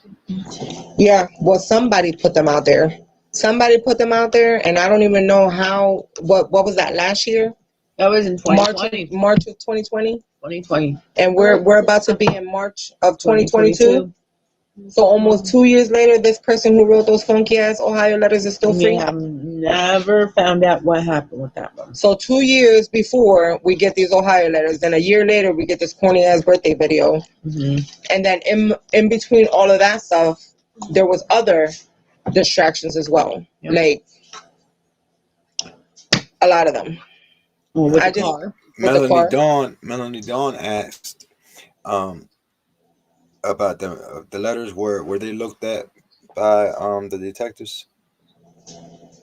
I think they said they did. They I on the paper that came out for the newspaper article. At first they didn't have them right away, and then they did obtain them afterwards, so they do have them. But right away when it happened, they did not have them. Like this right here, like uh, the there was cryptic letters like that. What you see on the screen, you see that on the Yeah, screen. yeah. They've been doing that. Like I was like, oh, that must be a virus or something. Yeah, But they just don't know about you, babe, right? You clean viruses. that's the trolls. You the man with a plan. They don't know. They don't know that I can see everybody that come through my stuff. It's all good though. But yeah, though They can come through. oh, They're in that welcome. car. You remember when they posted? You remember when when our group was the very first Yes. group to learn about that car, Yep. Because we got that four-door sedan Mhm. but she said it didn't pan out to be anything. Right. But that was another distraction. Mm-hmm. Okay, and there, but some of them didn't even have stamps. Some of them didn't even have postage. So that That's means what I'm that it was saying. just placed I don't there. understand how it At went through the the mail, person's through house the at actual Van's? mail, Yeah. if there was no postage. Hold on, Anna's gonna talk because I'm gonna go upstairs and get my binder right fast. Anna, go ahead. Go No, ahead, Moses. Ms. Anna, the okay. As far as them cryptid letters, they're saying that they could get DNA off the stamps. How did a letter even go out without a stamp? I don't think it can. It would have been placed wherever they were. They don't have stamps. They would have been placed. I mean, unless I mean, you can buy envelopes that are already stamped. But Yeah. then again, then again, I mean, not everybody. They were postcards. There was some kind of postcards, weren't they? I think so. Yeah, they were like on some sort of postcards, and But if they were they didn't written have on. stamps, I don't understand how people would have gotten them unless they were placed in the mailbox. I don't know. Whoever sent them Physically out must have placed. wore gloves and Yeah, and they went. Whoever did them went to that place to drop them off. drop them off. There you go. The ice cream stand was one of them. Right. And then they the one out here. physically went there, waited for nobody to be around, And the one in New Jersey was another one. Yeah. I'm just not convinced with them cryptid letters. I think that they're fake. That they're irrelevant. But it is part of the case. It is part of it because obviously somebody wanted you to know about it if you placed 4 around the area. You know what I mean? Not 1, but 4. And I'm wondering, did they ever even catch on to who did that? And I'm wondering if they ever went and searched the certain areas Right. and they were talking about. They did over there in Ohio, though. That 76 truck stop. It might not be in Ohio. It could be a 76 truck stop here in New Jersey. There's one in Vineland. The one that was near Little Billy. Vineland and over near Delaware. The one where Little Billy went missing before. That was the old. Because remember down the street it was like 76 numbers or whatever the hell, too. All right. So now some of these.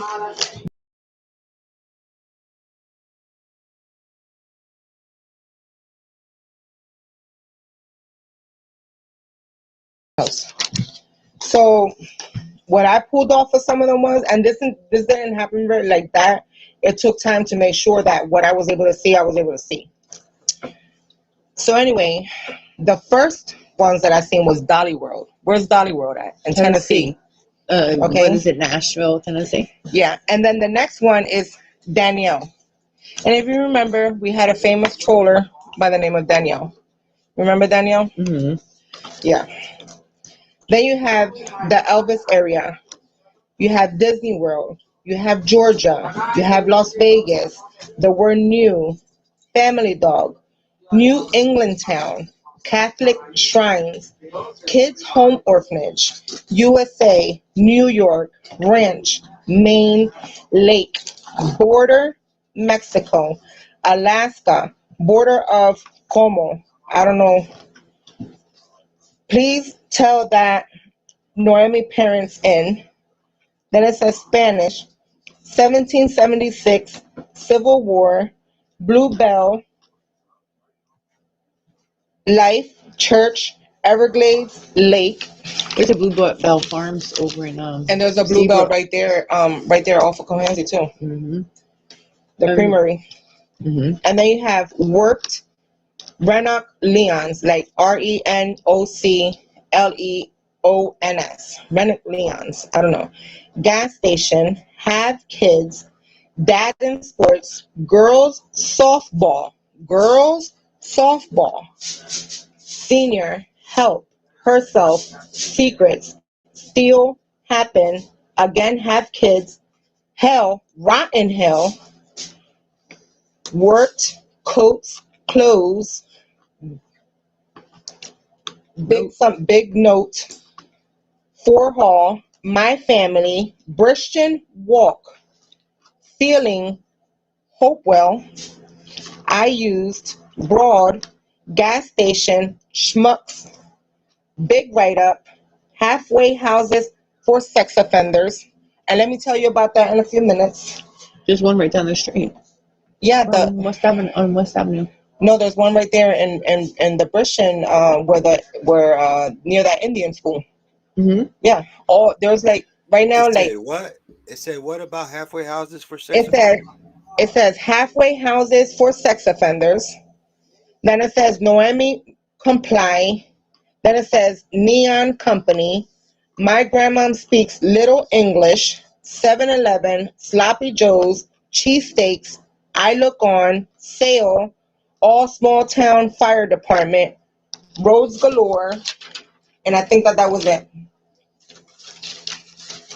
I don't know how many words is that. I might have over exaggerated when I said 90, but those are the words that I pulled off of. And if I probably would have had them in front of me, I probably would have pulled more. But it being that there were photos, they were kind of hard. You had to turn them up a little bit of ways, you know. So Miss Melissa Guerrero saying that she wished that they could look at videos to see who dropped off these cryptic letters. Now, what's the deal with that? Why is it that there isn't any type of video or anything showing who dropped off these cryptic letters at post offices or stores, wherever they were left at? right, and then some of them were written on post office paper. So you're telling me somebody went in there and grabbed a bunch of post office papers, and you still can't go back to see if you've seen anybody that possibly matched the description, right? Maybe it was. That means that they would have to reach out to every single post office out here and run cameras to see if they noticed anybody that matched. And then what description were they looking for? Or who the hell were they looking for? Melissa Dawn says that Little Robin's Ranch is right off the road up where the gas station is at, by where the 84 lumber. Yeah, that's in Violent, and they have the little river too, Little Robin's Branch, the creek. They got that back there. That area right there, the street all the way up. right, and that's the area where Little Billy went missing. Right. That's in Violent out there on Taylor Road where Billy went missing, where it's near that the Palace of Depression. Yeah. That's where he went missing. There's woods across the street from Palace of Depression too. Yeah, and there's a graveyard back there. There's a what? Graveyard. Well, it's a Jewish graveyard. Then there's a dirt road. Then they knocked down a whole bunch of buildings. And then is it Mill Road? But yeah, it's Mill Road. Yeah, Mill Road. You go up, but because and right across the street there's like woods. And I believe that Little Robin's Branch creaky thingy, is that probably where they found where that is that the one that I don't know, I'm not too sure if that's the one that used to cross behind Billy's house when he went missing, that's where the dog baby was at and was wet and whatever. Anyway, but they used to take the shortcut right through there and go right there to the Palace of Depression. Like the Palace of Depression was literally almost in their backyard. But that area right there, yeah, Robin's Branch, not Ranch, right.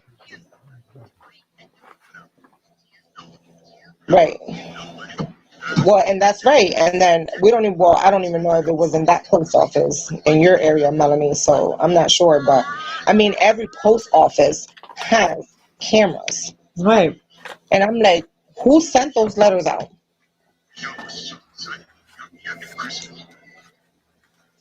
It's post office paper.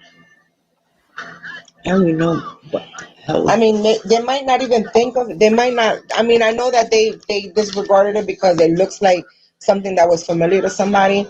But honestly, for them, you took your time to make sure that those letters were placed each and everywhere so somebody can find them. Yep.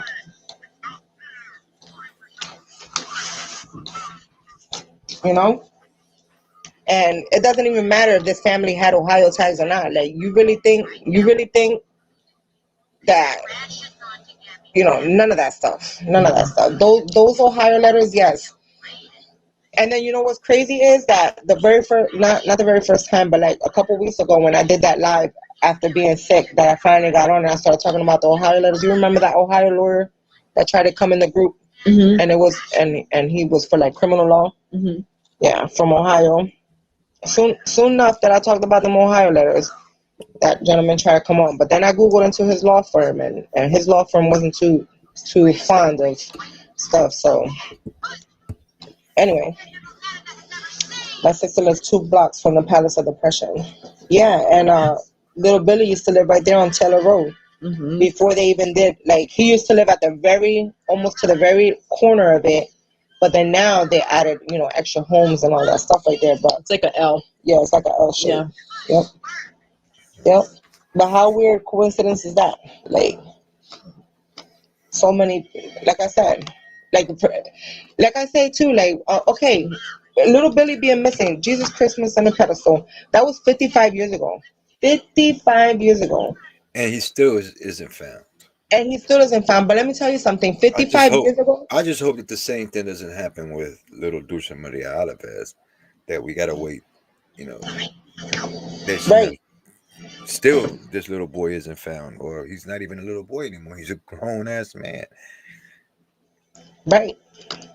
And his abductor would have been a teen with an 18, 19, 20. Yeah. I would say between 18 to 21, because Jill did state that she's seen two teen boys, two teen men, or two young men or young males or something like that, banging on an oil drum fire, which to her could have been an oil drum fire, but to us, when we read about history and violence, they used to use those for cult purposes. So you don't even know if they was back there banging the drum, calling whoever they was calling, and not really arguing. Because remember, she did state that she seen them arguing. Mm-hmm. But anyway, that would make Billy's abductor about 74, anywhere from like 70 maybe, reaching 80 years old. Yep. But even if you look into the Mark Heimblatt case, and you start looking into some of the people that were searched into and all that stuff, they even had connections out here in Bushton. Yeah. I mean, you'd be surprised. It was just Cape May. It's an hour away. Mm-hmm. Yeah, it's right there. Right? I always thought, because look, and then someone stated that there was a shoe left behind in the cornfields where Billy went missing, right? But it was never put on paper. Mm-hmm. Like, like if it was never written in the police report, but somebody recanted that his shoe was left in the cornfield, right? So Mark Heimblatt, one shoe was left behind too. Yep. One shoe Was left behind as well. So, not that Dulce left the shoe. The ocean. They were trying to, but that ocean was freezing cold. That would make November. Right, and then that would make that girl and then who disappeared? Who is chilling with a girl? And they say that they knew all the freaking kids out there in Cape May, right? So this little girl was between the ages of 10 to 11, supposedly, 10 to 12, supposedly, and nobody in Cape May knows who she was. So that means that girl that was seen with Mark Heimblatt at the park around 4:15 or so, when there was a brush fire that he was looking at, right, didn't belong in Cape May. Could have been Middle Township, because Cape May is right near Rio Grande. Right. There's Cape May Courthouse, so there's two Cape Mays. There's Cape May Courthouse, then it's Rio Grande, then it's Cape May. Yeah, and then I'm wondering, there's Cape May Courthouse, Rio Grande, Cape May Point, Cape May City. mm-hmm. So yeah, it's they call it several. Lower and Upper Township. So just think about it. With all those kids, because I went to school up there, they know each other. They know people. I knew people in Lower Cape May. No, and then the thing is that I was watching not too long ago, the same news reporter that was the head news reporter when Mark Heimblatt went missing did like an updated thing with the mother, like not too long ago, right? Yeah, I see that. And they were talking about how to this day, 26 years later or 27 years later, they still need to confirm to make sure that that shoe was Mark's, even though his mom presented and said that was his shoe. So now they're waiting to take that shoe and send it off to this thing that, that they work on it, and I just forgot, but I would upload that video where that reporter is talking to Mark's mom, and they were talking about the shoe. That shoe in the Marks case was very important because I believe that the detectives or people like that were telling them that they don't think that was Mark's shoe. But it was, because his foot was broken or he was recovering from a broken foot. So he ended up using his brother's sneakers that were a little bit bigger. And those were his brother's LA Gear sneakers. First of all, there's one missing. Right. So the other one is on his foot. Yeah. Quick question: didn't Uh-huh. they find like a shoe or something when they did that search out there behind the school over there? With the lead of the spirit whisperer that led them back there. Didn't they find like some kind of shoe The or spirit something? whisperer, or is that They did. It was the crazy. Well, That's yeah, who. they're all spirit whisperers to me. If Yeah, they okay. deal with that realm of life, they're all spirit whisperers to me. He found a couple things, but Yeah, it they wasn't- found. I believe they found a pair of little girl drawers. They found a shoe, but I believe that. They took it to the grandma. And the grandma said no. That's Yeah, not. they didn't take it to her. didn't They waited belong. for her to come and see. That's how in tune Norma really wasn't with Dulce, because she couldn't even really tell if that was their shoes, because it's not like. I think that at that time she wasn't really looking at Dulce as like if it was her actual daughter, and it's okay. It feels like she, you know what I mean. It's okay for you not to know, Yeah, at because that you're not really time, buying anything. at that time, I mean, even in the 911 call, I mean, when the 911 operator asked Noema what was Dulce wearing, she had to ask whoever was there with her Her sister. what she was wearing, because she really didn't know. Yeah, she knew some of it. She just didn't know all of it.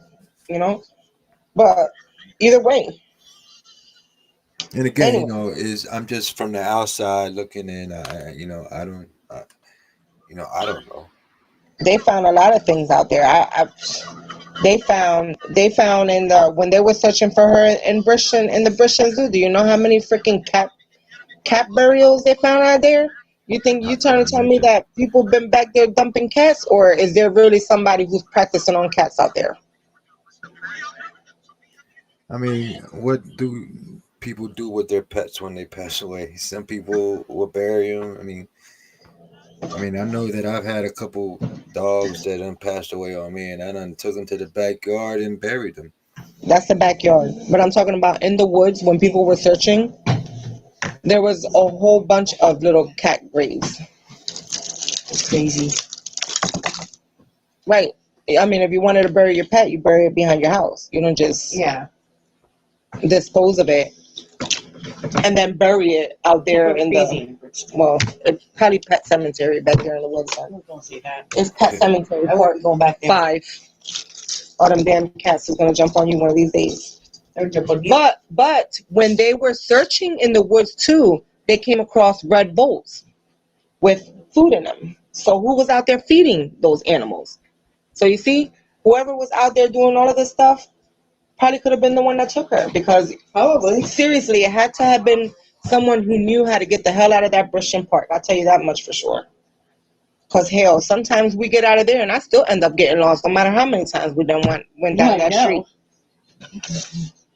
I don't just pay attention. All these candy canes. But then again, it's Brenda. I know, that's what I said. Because I don't pay attention. She gave me all these. I'm just joking. I'll come up here and kick my behind later. I know. What's wrong with her? I know, that's what I'm saying. I just said it to her. I said maybe it's me because I just don't pay attention. I don't know why I get lost. I still get lost. I don't give a rat's ass. I can go down the street and I'll be like, yo, how did I get over here? I gotta tell you which way to go. It don't matter. It don't matter how many times we've gone to Virginia and I still just 13 times double checking if I'm going the right way. And then in Virginia, if you took one wrong turn out there, you definitely ended up in the wrong city, in a whole nother city. Or the mountains. Yeah, or right off the cliff. You be feeling like one wrong turn out there. Yeah, oh like yeah. that movie Wrong Turn. Mm-hmm. Especially in certain areas. Yeah, no, that's what I'm saying. It was a lot. It was a lot of things. Somebody definitely who knew that area was somebody that could have actually pulled this off.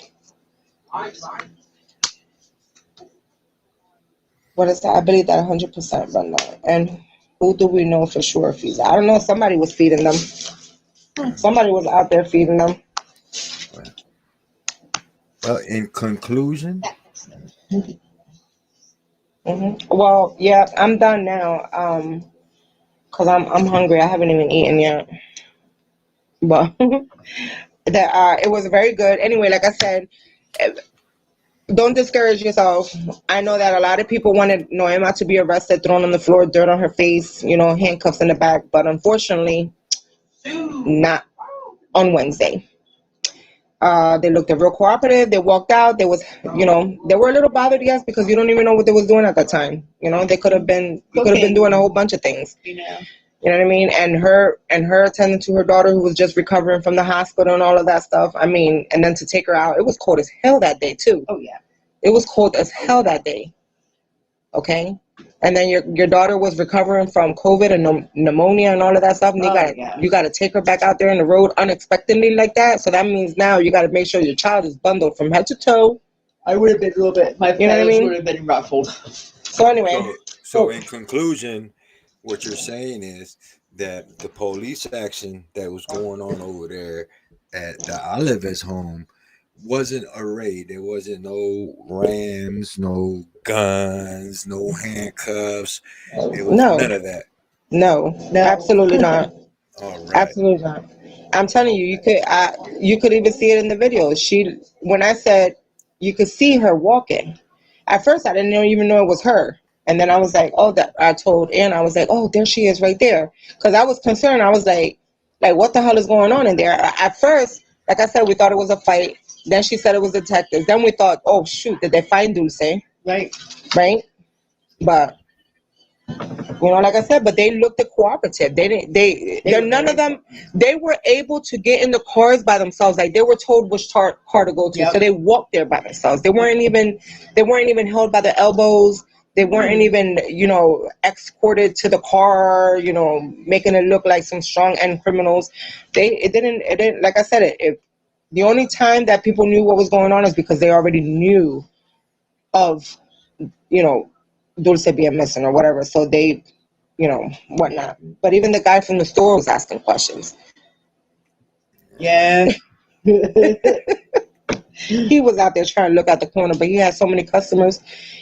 He was out there trying to look at through his little window. But anyway, but he said, just like he said, when I asked him in Spanish, I was like, oh, ellos estaban calmados así, like, were they calm like that the whole time? Because we didn't get there in the very beginning. Like I said, we didn't even know none of that crap was going on. We did the normal. But anyway, he said it was calm.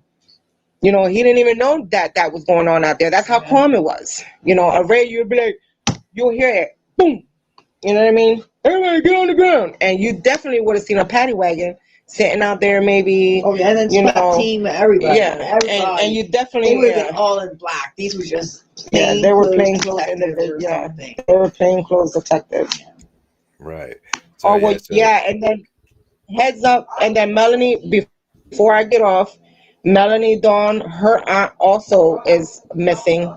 They're actually right now. They had a search warrant, I believe, to enter into the premises of her aunt's boyfriend because he's not allowing any family members to come into the home, and it's been about a week that they haven't heard from the aunt. Not even the daughter has heard from the aunt. The boyfriend doesn't want this family to go into the home, so they had to get a search warrant to enter into the premises of her aunt's premises in Tennessee. So I hope that Melanie will find out more information about her aunt too, and we'll pray for her as well to make sure that nothing serious has happened to her aunt and that everything is okay. Definitely. Let's keep Miss Melanie Dawn's aunt in our prayers. So with that said, do you have anything else for the family? No, nope. But thank you for joining. All right. So with that said, we're gonna close this out. Y'all make it a phenomenal day out there, my good peoples. Thank you, Miss Brenda and Miss I always forget the young lady's name. Boy, you lucky she left. Miss Anna. Yeah, she just left too. Yeah. Thank you for tuning in, and all the viewers. We're gonna close this out with the usual. One love, my good people. Let's keep this little girl in our prayers, and Miss Melanie Dawn's aunt. Let's keep her in our prayers as well. And we're gone. One love, my good peoples. Catch y'all on the next one. Peace.